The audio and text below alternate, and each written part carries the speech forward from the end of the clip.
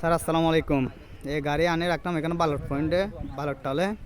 তো স্যার এখানে গাড়ি একটা আছে, চলতেছে এটা। তো এখানে এই যে যে কয়েকটা গাড়ি আসে, বড় গাড়ি 10 চাক্কা, এগুলো এটাই লুট দিচ্ছে এখন। তো আমাকে এখানে গাড়িতে আজকে পাঠাইছে যে গাড়ি চলবে বলে পাঠাইছে যে আমাকে 1টা বাজে আসছে আমি এখানে গাড়িতে। তো এখন পর্যন্ত কোনো খোঁজখবর নাই, কোথায় গাড়ি চালাবো, কিছু আসার বিষয় কিছু বলতেছে না, কন্ডাক্টর আসে নাই।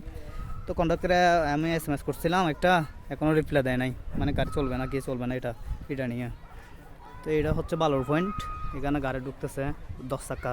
তো 10 চাক্কা এগুলো লুট দিচ্ছে গাড়ি এটাই। তা আমারটা দিয়ে এখন ওই সারাদিনে গাড়ি যায় যেখানে 10টা 7টা এরকম। তো এখানে যদি এরকম হয়, তো আমারটা লুট দিবে নাকি এটা লুট দিবে? তো তো 7-8টা গাড়ি, এগুলো তো রুট দেওয়া সম্ভব না, 2টা দিয়ে নেয়। তো এখনও কিছু বুঝতেছি না স্যার, ওরা কি এখানে কীভাবে গাড়ি চালাবে এটা।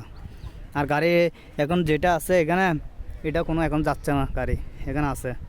তো এটাতে স্যার সমস্যা হয়েছে যে ওইটাকে ওই যে দিনে গাড়ি চালাচ্ছে, তো এখানে এটাকে ওই টিভি শিপের গন্ডা দেওয়ার চেষ্টা করতেছে।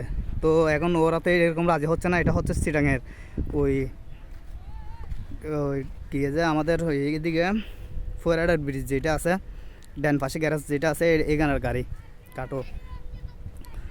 তো তো এরকম মানতেছে না, যে সেজন্য আমার টানে রাখছে। ড্রাইভার বলতেছে আর কি এরকম আমাকে। তো মানে ওরা যদি এরকম যদি না মানে আমারটা চালাবে, মানে যদি টিভি শিপে যদি কোনটা না নেয় আমারটা চালাবো বলছে এরকম।